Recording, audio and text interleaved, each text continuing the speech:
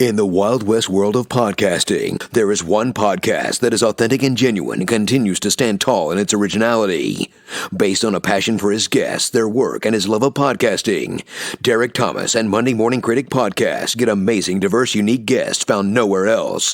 They include Hall of Fame athletes, Academy Award winners, Golden Globe winners, Super Bowl champions, Emmy winners, award-winning authors, award-winning film score composers, directors, trailblazers, pioneers, and inventors. The variety and quality are endless. There is something for everyone.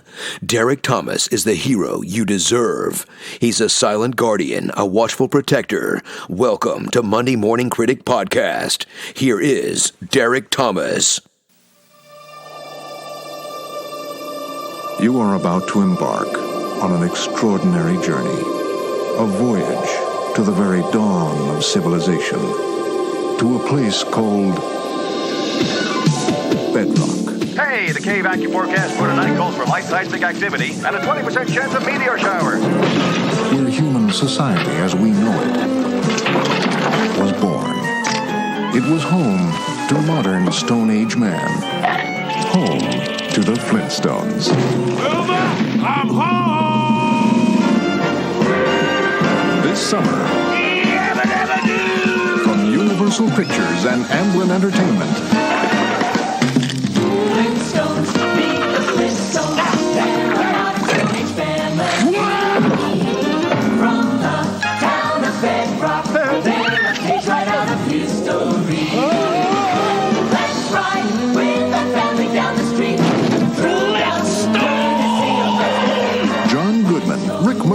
Elizabeth Perkins, Rosie O'Donnell, Kyle MacLachlan, Halle Berry, Jonathan Winters, the BC-52s, and Elizabeth Taylor. Fred Flintstone, you've arrived. I'm only one man.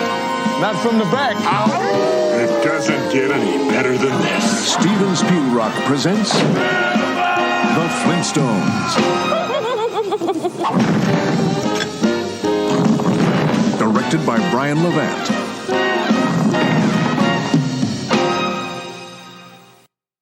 Welcome to Monday Morning Critic Podcast. My name is Derek Thomas. Today's guest is Brian Levant. Brian is a director and author.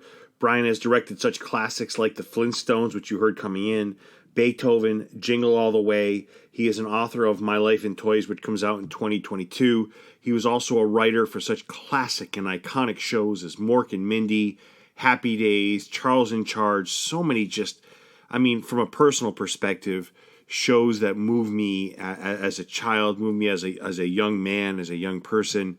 Just absolutely adore this man's work. He also has a phenomenal toy collection, which you'll hear more about in today's interview. Just really happy to get Brian on the show. It's just, I feel like, whenever I go to the movie theater, and I'm happy I'm able to say that to you today, that I'm able to go to the movie theater, because I've been 3 or 4 times in the last, 2 months, which is great, right? Considering where we were a year ago. And I think a lot of what determines whether people go or not so much me, but what determines a lot of people is when they go to Rotten Tomatoes and they see what the critics gave it, they see what the fans gave it, they go to IMDb. I really feel like Brian's been on the wrong end of a lot of unfair reviews, right? I feel like every person I talk to in person about Brian's work, and there have been many of them, I've covered tons of Comic-Cons, they love these movies. They're so iconic in our culture. And then when you read what critics say, it's like there's a disconnect between Brian's work resonates with the people, which is the only thing that matters. It doesn't matter what any critic thinks. And when you think about or look at what critics say, it's just there's a huge disconnect. And I've had an issue with critics for a long time. Ironically, my podcast being called Monday Morning Critic, but it's the exact opposite of what my show is about. But I don't get the hate. I don't get the where critics are coming from.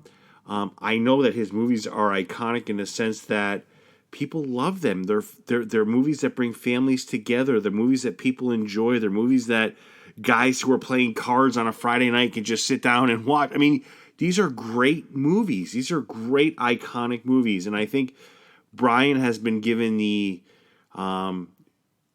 wrong side of the deal in a lot of these movies, and I think he works his ass off. I think he's a passionate movie maker. I think he's a guy who cares about what he does. And it's pretty clear that people agree with him. And it doesn't matter what anybody else thinks. I'm all in on Brian Levant. I love his work. I love his early work. This is a guy who's been around for a while. And I say that with nothing but love and admiration. You look at his work. I mean, I remember growing up like loving Happy Days. I remember watching Mork and Mindy with Robin Williams, with my Pam Dauber, with my dad on the couch, just talking about how much we love this. Brian has a special place in my heart. I don't get any other view but that. He is a gifted writer. He's a gifted filmmaker, and I'm just so blessed to be able to have him on the show today.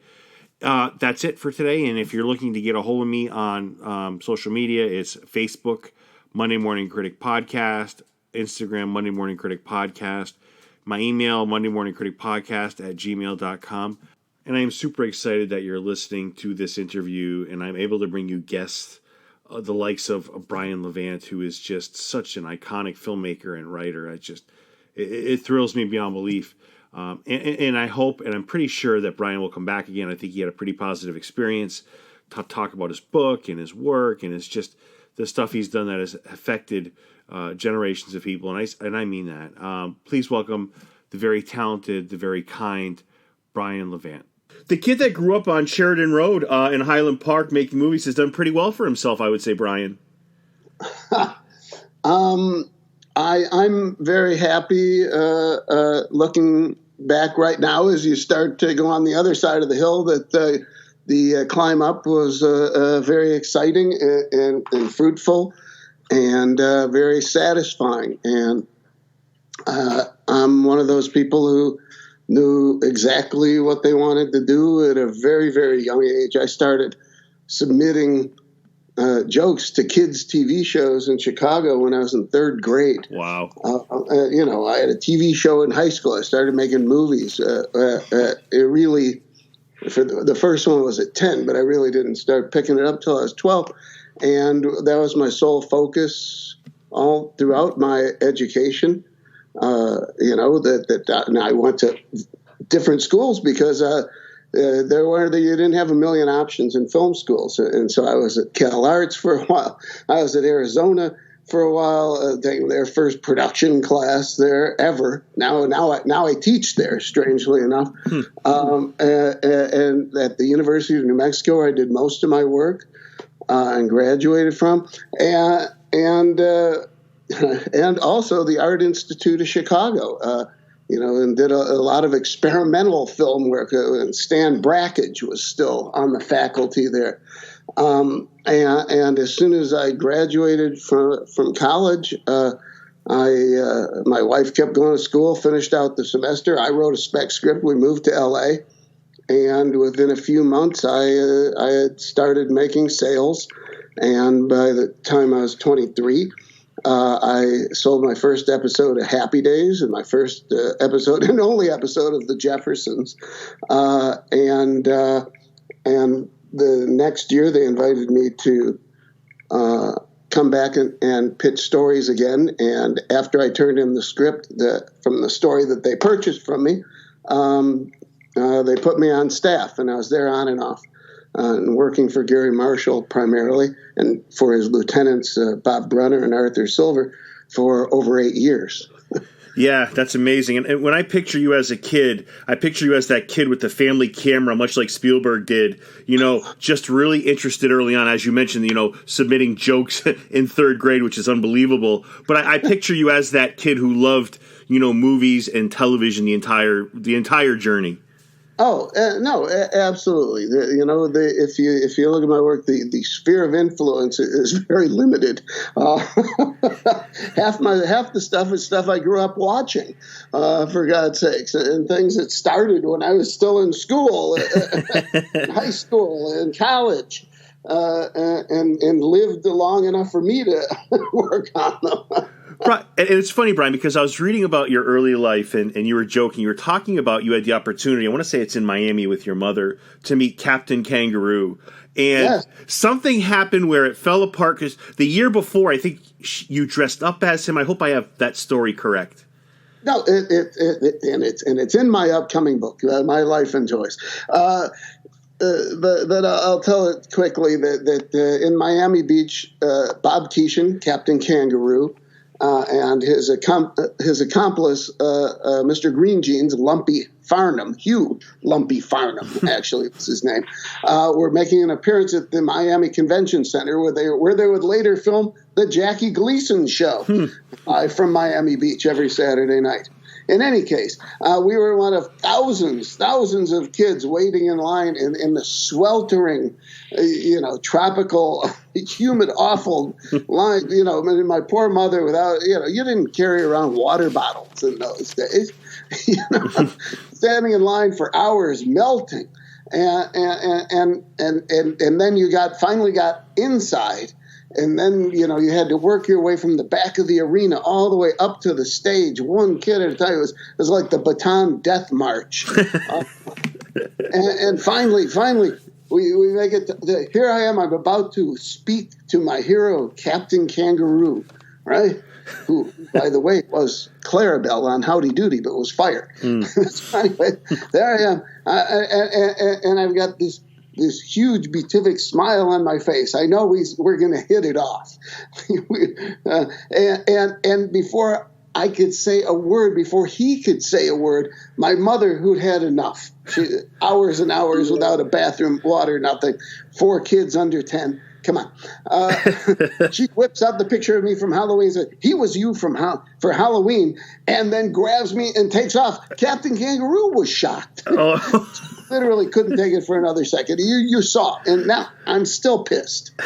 Truly. And I get that, and I do want to talk about your book, My Life in Toys, which should be released around the beginning of 2022, which I'm very excited for a variety of reasons. Let me ask you, I want to get into your TV and your movie work in a moment, but why because I collect vintage toys as well.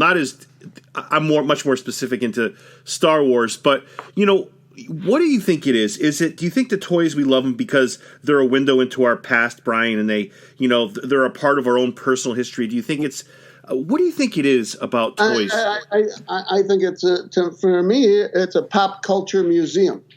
The things that influenced and changed and took our attention away from the fact that people are dying in Darfur and entertained us and created an alternate reality and good times and characters that you spend hours and hours with and learn to love. Yeah, and I was looking at your Instagram. Your collection's amazing. Your Superman collection in particular is just legitimately out of this world. That was a horrible. I didn't mean it's not. There's people with so much better stuff. But I for me, I'm like painting, especially with Superman, all those bright primary colors. It's just like. It's not so much. I'm looking for the similarities and the differences between them, and I like to get Supermen that are in bad condition as opposed to mint, and I wish I could force myself to buy like one of those sideshow collectible $500 Christopher Reeve figures, but then I figure, well, I can get 20 bendies, right. Paint dripping off, and none of them match, and some of them are missing their capes, and one you'll find with the Superman sticker upside down on it. Those are the ones I really like these days. Brian, so how much of this collection that you have is from you growing up, and how do you mention how what you're interested in acquiring? Two pieces are from growing up. Wow. So do you use eBay? Are you online? Are you going to online? My God, I started. We started collecting in the mid '70s. There was no eBay. You went to toy shows, you went to the state fairgrounds in Albuquerque and start buying Mr. Peanut figures for 15 cents. Right. And it grows and it grows and it metastasizes, and pretty soon you're obsessed. Yeah. A guy who owned Nickelodeon, one of the first collectible stores, certainly the first one in L.A., he used to say people would start with pinbacks primarily, and then the character identification would grow out of that, and then get more and more of those things.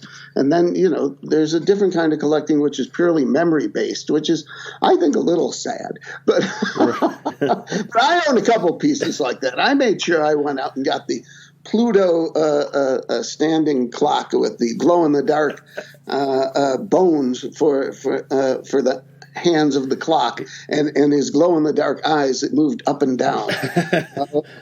Yes. I have that one again. Yeah. Go on. Yeah, and your life is just so interesting because you mentioned you're doing some teaching.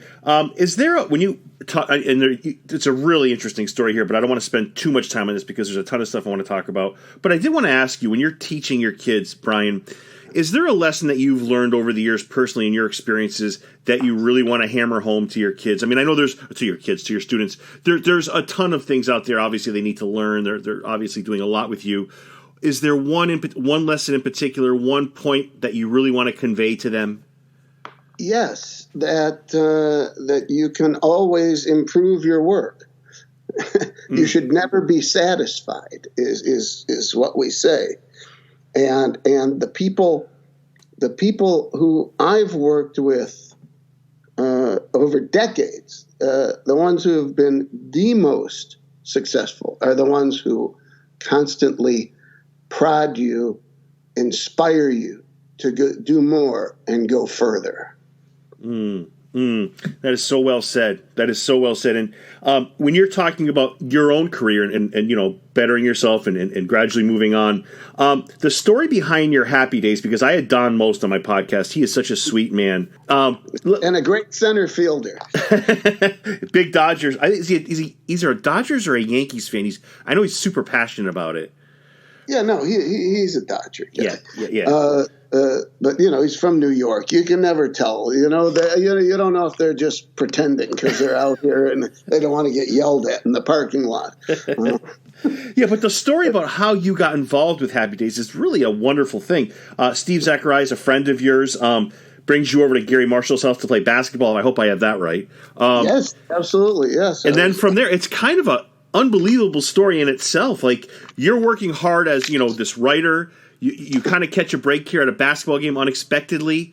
Talk a little about that, if you would, Brian. Well, Gary Marshall, for probably about 35, 40 years, had a Saturday morning half-court game at his house that had people from all walks of life. The first time I played there, Elliot Gould and James Caan were there, as was a guy who was an electrician on Happy Days. It was a place where producers and writers traded elbows with, current and former professional athletes and actors. And it was always very competitive and highly skilled. And I definitely didn't belong there. But I was... I had a basketball coach who said, "You'll never be a scorer, but you can play good defense. So concentrate on that." And so I thought I'd make an impression, and I said, "I'll guard Gary." I didn't realize that he was, 6 inches taller than I was, and that he played college basketball. Nevertheless, I stuck to him like glue. Blocked a couple of his shots. I had an uncharacteristically good shooting day. And after the game, he waddled over. He always had bad knees. And he says, "So what do you do?" And, I'm trying to be a writer. I'm already in the guild. And he thinks for a second, he said, "Call Diane in my office on Monday." And so then I got a story meeting with the new producers, Bob Brunner and Arthur Silver. And when I walked in, the look on their faces said, "Why am I taking a meeting with some long-haired kid Gary met playing basketball?" But they bought the first story that I pitched, and I did the outline, and the outline was pretty good. I went to do the script, and it totally sucked. And they called me up a couple of hours after I turned it in, and they said, "We'll take it from here." And that really should have been the end of my TV writing career, except for Gary asked how it was. They said it sucked. And And he said, let me see it. And he says, he needs more seasoning. Bring him in during the week and let him watch what we do. And my exposure that week to seeing the precision, the improvisational thinking, the specificity of the detail in the writing and the performing taught me more than I could have ever learned anywhere else at any time. You know, Happy Days was an incubator for success in every way and a model. And the model they followed was the Carl Reiner model from Dick Van Dyke, passed on through different generations. Yeah, and people, I hope people that are listening haven't forgot how fantastic Happy Days was. Like, it's iconic. Was it? Oh. It's iconic. I don't know. You know, when you look at MASH, when you look at the MTM shows, Happy Days is pretty silly most of the time. I never thought it was silly. See, this is why I think this is why I some of my best work was on the show, because to me it wasn't a silly show. It was so much to me in the tradition of the shows that I grew up watching, like Beaver and just you know, traditional 50s family shows. And I always bought into that 1,000%, and I did there. And they used to make fun of me for it. That I said a great Happy Days could compare to a Kaufman and Hart play, you know, and they'd laugh. You know, I was so much younger than everybody. yeah, but I think you were right, because I mean, let's forget the cameos, let's forget the Pat Moritas and the Tom Hanks of the world. I mean, when I saw Fonzie, I was lucky to have a job. Yeah, but I bought into the Fonz. He was my guy growing up. I revered him as much as I revered Christopher Reeve or any hero. I mean, I didn't think there was anything silly about it. I mean, it was silly, obviously. I think that if you were Bob Howard, who was on the staff that year, or Walter Kempley, who was on the Tonight Show staff for years with Johnny Carson, right? And was one of Carson's drinking buddies. And one night, you know, Carson pissed Carson off, and Carson slapped him or something, and he never went back. You know, I mean, to him, was Happy Days silly? You bet. That's how he saw it. This was a guy who had a cigarette holder. You know, Bob Howard, who was a writer my first year on Happy Days. It was in his late 50s, early 60s.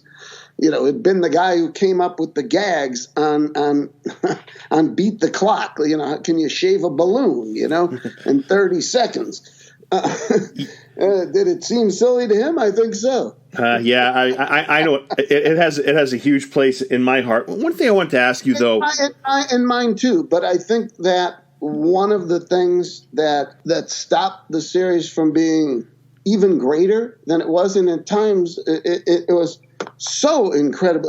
You know, you mentioned, you just casually toss off the Tom Hanks episode that I think Rich Carell and Fred Fox wrote.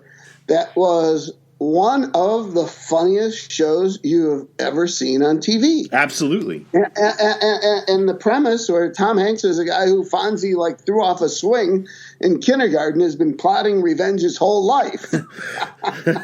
And you know, Tom was a friend of ours because he played on the softball team.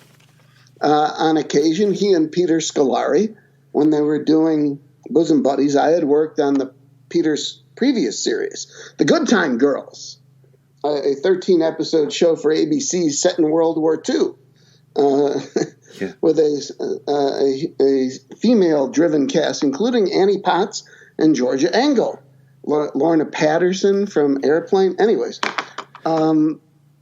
so you know, so Tom was like family, and you just saw Rita, by the way, was on Happy Days twice. In the late seasons. I don't think that's where they met, but I think they met on the lot. So who knows? It might have been when she was on Happy Days. Yeah, there's so much to Happy Days that I absolutely adore, and certainly what you're saying. Let me ask you. So I feel like one of the things that's lost over the years, Brian, is the value in theme songs. So you've done many, like you've written for Happy Days, like we're just saying. You've done Mork and Mindy, one of the better shows of all. Let me rephrase that. One of the more underappreciated shows of all time. Charles in Charge, even that was kind of underrated. Don't embarrass me. No. But I have to say, so we talk about some of these shows. I want to dive into Mork and Mindy in a little bit, but sure. I feel like the theme songs were a huge part of these shows, Brian, right? I was as much into the Happy Days theme song as I was into the show. Okay. I feel like nowadays we don't have, like, it's just skip the intro, get right to the show. Like, I don't know. I feel like you kind of lose some of the performance there. Am I overvaluing the opening song to shows? No, well, I think it's too bad in today's TV environment that the audience doesn't have the patience for a main title. I understand on a streaming show where you're watching it 4 times in a row, you might want to skip through it. Right. However, I'll tell you a story about Happy Days and main title music. The first preview of Happy Days didn't go great. I don't know what they had as their main title song. And they shot a whole montage for it specifically. And so the second time they previewed it, they put Rock Around the Clock in, which, if you recall, I believe the first and maybe the second season of Happy Days used as a main title song. And literally the needle went through the roof and it never came down. And so, and that is the impact that these things can have. I mean, Mork and Mindy, remember, was based on classical music because Mindy's family had a classical music store, right? So, not memorable. Laverne and Shirley, was very much a what do you call it? A personal manifesto. Yes. We're going to do it our way, make all our dreams come true. Oh, you're giving me goosebumps. Which is really, no less storytelling of here's a tale of a castaways, Yeah. Our cruise, right? You're not very far from that. Right, right. But it served to reinforce the friendship. Yeah. And the finality. I think that, I have my greatest, I'm sorry, I hate it when I listen to podcasts I've been on and I sound like a blathering idiot. You do not sound like that. You do not sound like that. No, that's enough of that. Okay. Anyways, so I totally get your point on that, and one of the things I want to ask you about with Mork and Mindy, because that's one of the shows my dad and I bonded to. We loved it. And I don't want to sound over the top here, but when Robin Williams passed, I honestly, this is going to sound over the top, Brian, and I've never felt like this about any other actor. I felt like I lost a loved one. Like I felt like a piece of me kind of, because this guy was a core to so much of my bonding experiences with my dad and my family. I felt like I lost a loved one. Talk about your experiences on Mork and Mindy and Robin Williams. Well, my experience started my first year on Happy Days. Gary Marshall walked in one morning and said, "Scotty's got a great idea." Scotty was his 8-year-old son. "Let's put a spaceman on Happy Days." And when Bob, okay, we'll get right on it. And Gary leaves the room, and I go, "Wait a second, we're gonna put a fucking spaceman on Happy Days?" And he goes, "That's what Gary wants." And I'd heard that phrase before when I questioned why we were going to Hollywood and jumping a shark. Oh yeah, that's that ridiculous. So that was my cue to shut up. Yeah. And so we literally drew the short straw to see who would write the episode. Joe Glauberg lost and retired decades ago. And so this horrible, terrible idea for an episode finally hit the reading, and the cast was less than enthusiastic. And we had 2 actors take the part and quit on Monday and on Tuesday. So Tuesday night, Ronnie Hallen, Gary's sister, and also the associate producer of the show, said, I saw a guy at the Improv once who did a Martian in his act. Let's find him. And they found him, and he came in the next morning. And we came down for a run-through, but later than usual. And we witnessed probably it was the launch pad of Robin Williams' meteoric career. The Happy Days cast recognized a special talent, and they stepped back and offered him their stage and their best performances, and it invigorated them. It invigorated Jerry Paris. The set was crackling with an energy that you'd never seen before. And Robin was unbelievable. The run-through was dizzying. Everybody walked out saying spin-off. And we went upstairs and we rewrote the whole script. And it was a joy. I remember 2 things I got in the script. One of them, I can't even remember the second one. One of them was, and he sits down, and instead of sitting on his ass, I had him sit on his face, and that became part of his thing, and I wanted him to drink ketchup like soda with his finger, and finally we settled with he just drinks with his finger. So I never got royalties on those character traits. So anyways, and you'd see Robin around if I ever ventured to a comedy club or on the lot sometimes, or at a rap party here or there. See Robin and always, we'd talk, we were friendly.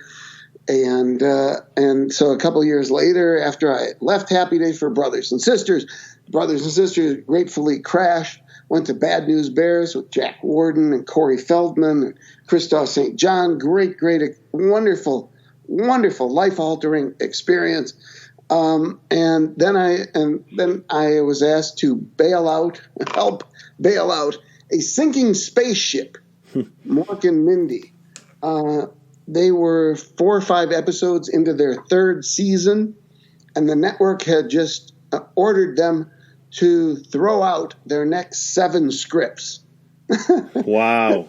This one, Gary came to me. I might have reconsidered. But they were not in good shape. They were at war with the network, who had made serious mistakes in the season before, moving the show from Thursday, firing Mindy's family, bringing in more demographically friendly castmates, and doing shows that they did not really have the technical expertise or budget to do, like the incredible Shrinking Mork, or the very regrettable, by the cast and crew anyways, a 2-parter with Raquel Welch. These are things that really diminished the show. And they were reeling, and the network thought they could just somehow like if you stomp on the embers, you'd make some flames. Right. Not true. And another part of your wonderful filmography, and I've had Jerry Mathers on the podcast as well. What is it that you love so much about Leave It to Beaver? What about that show really left an impression in your life, Brian? Everywhere you ever look will say the same thing. It was the only show on television that was told from a child's point of view. Everything else, if you look at it, father knows best. Ozzie and Harriet. The kids were the accessories. The story didn't flow through them. Leave It to Beaver, the stories flowed through Theodore and Wally. And they were really reflected Bob Mosher and Joe Connolly, the creators, executive producers, writers of 60% or more of the episodes. Brilliant writers, 8 kids between them. The stories were culled from real life.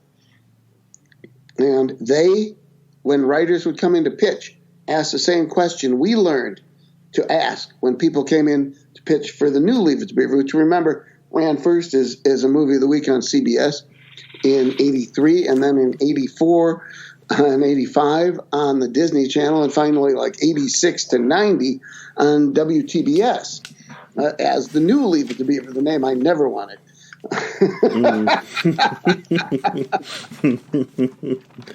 But where was I? I can't even remember where that left off. Anyways, it was a remarkable experience, and to revive the characters that I love so much, and I always compare it to taking a classic car and rebuilding it and polishing up the old parts and putting and retrofitting it a little bit, like a T-Bird with a 6-blade fan instead of a 4 for a cooling engine, and add the new parts and the kids. And we had a wonderful series, and it was a joyous experience, despite constant battles with the studio. Yeah. And they were behind us, but the money was always so terrible, and our vision always exceeded our budget. But in learning how to outsmart budgets, it was a key ingredient that helped me become successful in films, because I figured out how to do things that most people, they would have found ways to do them slower and less efficiently. But I was trained by my masters, Lou Wasserman and Sid Sheinberg. One of the shows you mentioned was the Bad News Bears. And I've had many directors on the show, and I'm thinking of, as you're talking, Michael Pressman, who did the second one, The Bad News Bears and Breaking Training. Again, it's one of these movies that touched my life. I loved it as a kid. I love it now. And it gets me to this idea of the critics and fans. And I feel like critics, Brian, are so disconnected from what people like. It's confusing to me how many are employed, right? So I just took 3 random movies: Step Brothers, Tommy Boy, and Weird Science. Tommy Boy has a 42% out of 100 fresh with critics. It's at 90% with the fans, and it's you can find movies like this over. You don't understand that? No, I absolutely. You know what? It's I don't know how someone could be employed. I believe my highest Rotten Tomatoes score with critics is 29. That might even be overall, but I don't. I will go much more with preview audiences who are scientifically gauged and not merely, reflecting, what do they call that? When the Republicans make it hard to vote. A filibuster. Gerrymandering. Gerrymandering, okay, of gerrymandered votes, Rotten Tomato. In any case, I have had most of my greatest success with test audiences, in fulfilling what audiences want to see in something, to realize their expectations, to not disappoint an audience. And these are the lessons, you learn in TV, where you had millions and millions of people every week who had strong relationships with these characters and wanted to get closer to them. And the other thing that I always looked for was the physicality, where, when I first was exposed to silent comedy, which really, really wasn't until college, a whole new concept of execution began to form with me, and to try and do gags and bits and exhilarating pieces that other people weren't doing, and find ways to deliver them. Yeah, and I feel like your films, and a friend and I were talking, knowing he knew I was going to speak with you, and I have to say, we look at Beethoven, we looked at just so Jingle All the Way, so many of these wonderful movies, and they're really meshed into the fabric of multiple generations. I mean, I can't tell you how many people I know that make it a ritual to continuously watch Jingle All the Way. And what critics say is useless to me, but like that movie is so much. I just rewatched it. I want to say 3 or 4 days ago. I bought it, and I have to say, it holds up so well. It's so much freaking fun. The only thing that makes me sad about this movie is when I see Phil Hartman, and what a great loss that was. And that was a huge loss. But it was.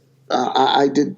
One other thing with Phil, he did a reading for me, and it was one of the most unbelievable people I'd ever met, and loved him. He was so creative, so clever, so fast, and a lot of his lines were improv.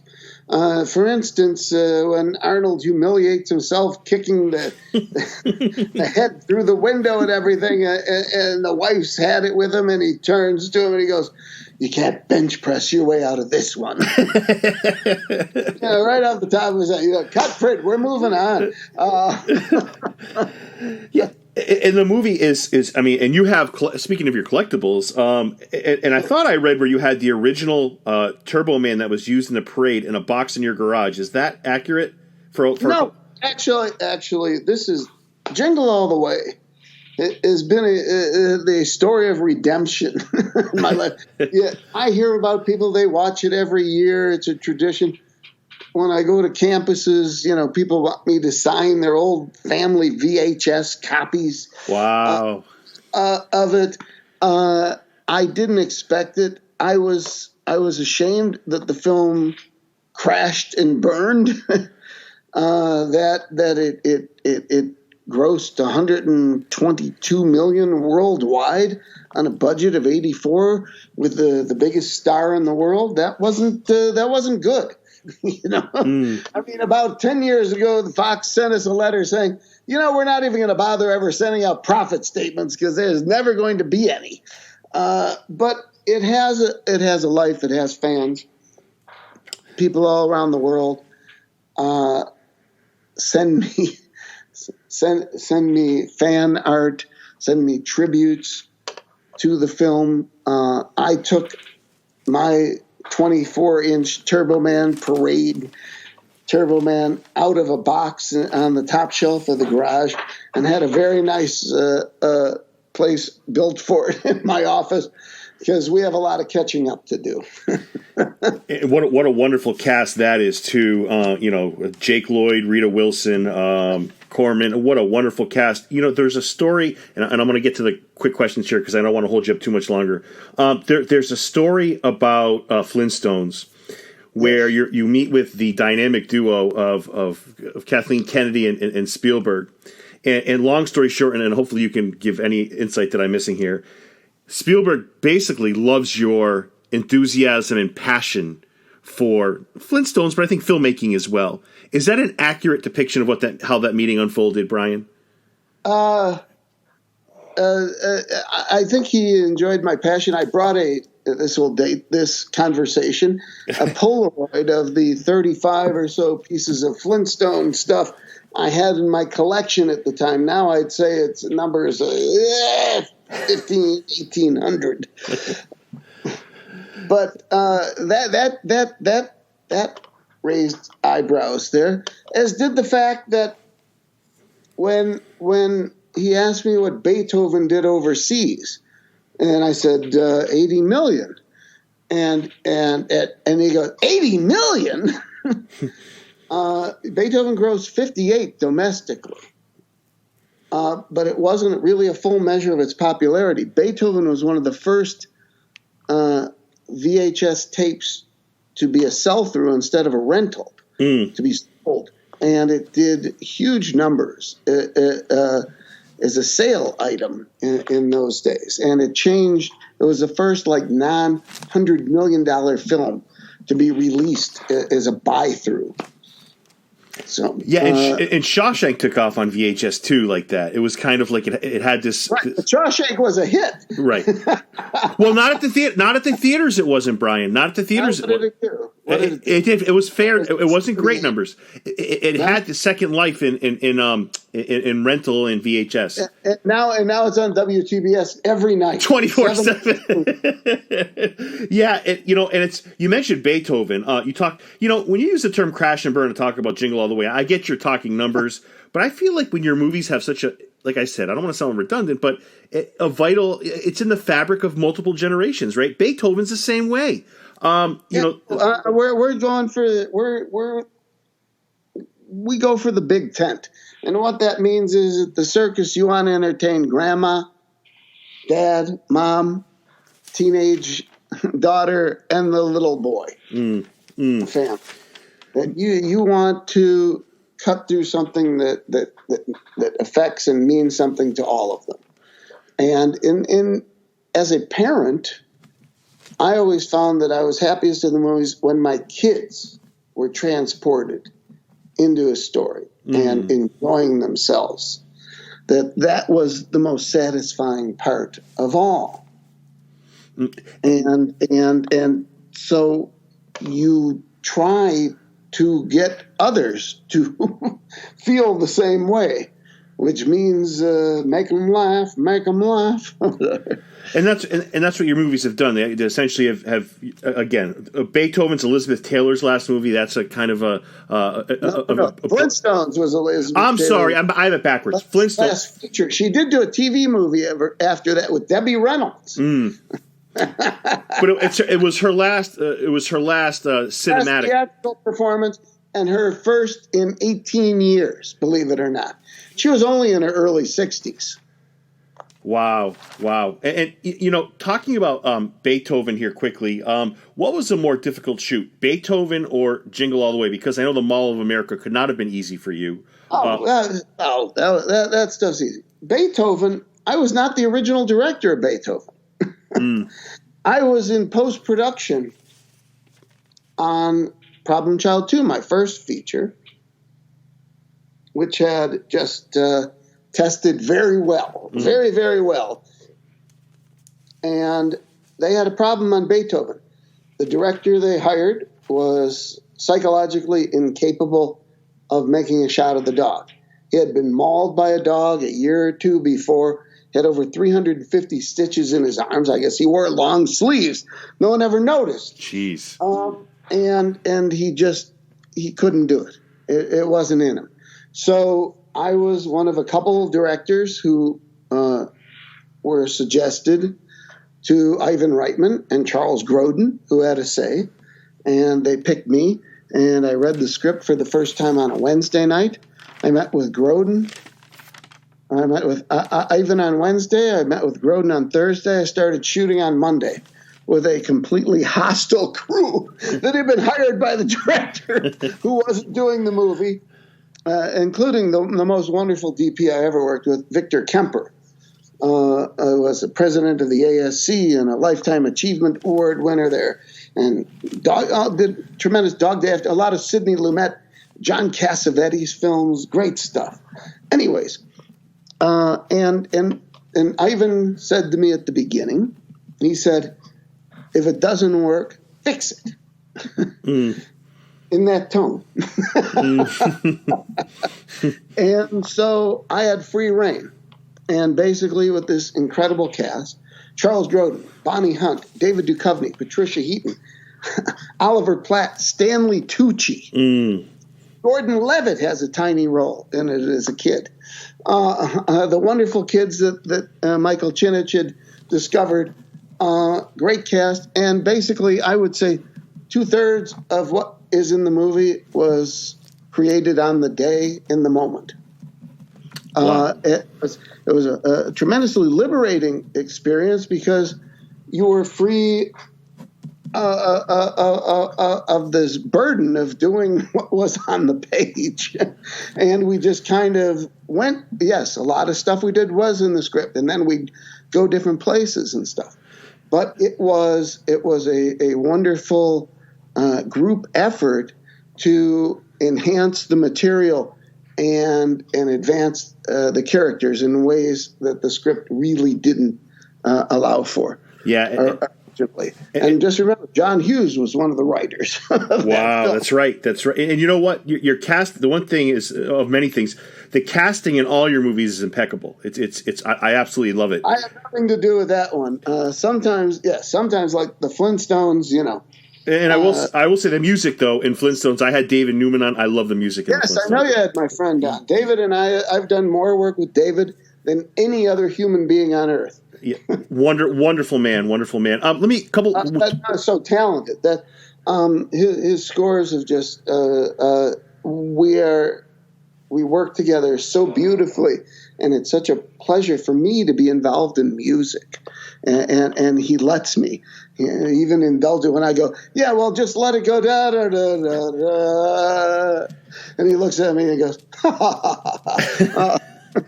I'll tell you, if there's a more musical family that's as talent-wise than Randy, David, and Thomas, I'm not aware of it because that is one. Well, sister's the first violinist with the L.A. Philharmonic. That's right. The father, the uncle, the cousin, Randy Newman, Oscar, Grammy winner. Yeah, and I didn't realize the age gap. Both his uncle Lionel and David's father are Oscar winners. That's right. And I didn't realize, jumping around here a little bit, in Beethoven, I didn't realize the age gap between, because I can never tell. Like I watch it, never even thinking about it. But when I, doing the research, I didn't realize how big the age gap was between Grodin and Bonnie Hunt. I couldn't believe how he was 58. What was she? She was 28. 28, 29, something like that. Yeah. Well, Bonnie, didn't look like a kid. And you're talking about Charles Grodin, who was a leading man who wore a hairpiece, who wore a girdle. One leg was 2 inches shorter than the other. I'm not kidding. And it had plastic surgery, and you weren't allowed to shoot him on one side of his face. Right. Jeez. He looked great. So, you have all these, and I've heard many of your interviews. You get the same questions a lot. I get it. But one movie and one person that deserves a lot of credit is, I think, Spy Next Door, and I think Jackie Chan might be the most underrated or one of actors in the U.S. I know he has great appeal overseas, but my God, talk about a guy who gives everything he has to a project. Love, one of the great experiences of my life was to, in the twilight of my feature career, to go back to the place where I spent the majority of my college education and make a movie with an incredible human being. You don't realize just what Jackie Chan means until you fly to Beijing to go meet him. And the first thing you see are giant murals. This was before the Olympics there. And the two faces of the Olympics were Jackie Chan and Yao Ming. Wow. And everywhere you went, there they were. And the respect that he garners instinctively, but he's such a fine human being. You have to realize in China they never had, he learned from being here. He saw that when we had tragedies, they would do relief efforts, that people would raise money to give to the people in need. He did that for the first time after a massive earthquake. And he has a keen eye when he made the Western films where he played Chan Wang, right? I can't remember the name, but he saw it was made in Canada, in Alberta. He saw the crew all wearing North Face jackets. He bought the rights to North Face. Jeez. He saw for the first time in America, he saw Segways. He bought the rights to Segway. Smart guy, I tell you. Yeah, no, he sees and he translates things, but this is a guy who also went around the set at the end of every day and picked up the water bottles, still had some in it, and take them outside and dump them out on plants. This is a guy who washed his socks every night in the sink. A humble guy, yeah. You know, and there's a funny meme that has three actors in their stuntman. It has Stallone in his stuntman, it has Van Damme in his stuntman, Vin Diesel in his stuntman, and then it shows Jackie Chan is stuntman. It's just a picture of Jackie Chan. Like, that's just him, right? It's just no, that's not true at all. He's got five. Jackie doesn't get out of bed without a wire. Well, I got to tell you, he's got a great guy. Why? Oh God, I can't remember his name. Wonderful guys. We would play volleyball. We had a great time with his team. He eats with them every night. He would join us. One night, the man took the entire crew out for dinner, and it was too many people for the staff of the restaurant. So him and his team served everybody.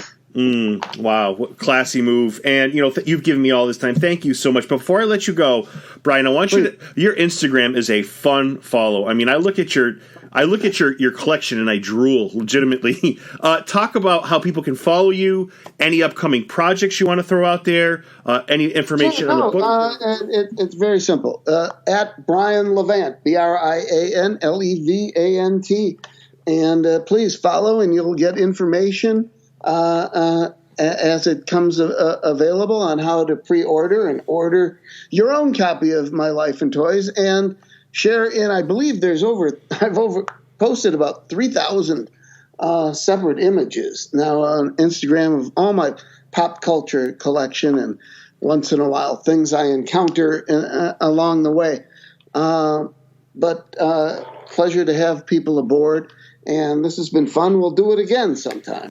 Sunday, Monday, happy days. Tuesday, Wednesday, happy days. Thursday, Friday, happy days. The weekend comes, my cycle hums, ready to race to you. These days are all happy and free. These days are all, share them with me. Goodbye, gray sky, hello blue. There's nothing can hold me when I hold you. It feels so right, it can't be wrong. Rockin' and rollin' all week long. These days are all happy and free. These days are all, share them with me. I wanna cruise her around the town, show everybody what I found. Rock and roll with all my friends, hoping the music never ends.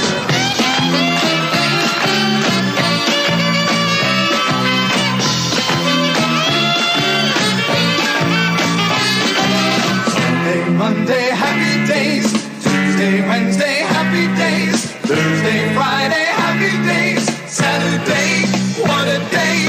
Grooving all week with you.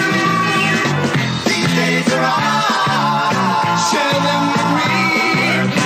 These days are all happy and free. Hello, sunshine, goodbye, rain. She's wearing my school ring on the chain. She's my steady, I'm her man. I'm gonna love her all I can. These days are all, share them with me. These days are all happy and free. Goodbye, gray sky, hello blue. There's nothing can hold me when I hold you. Feels so right, it can't be wrong. Rockin' and rollin' all week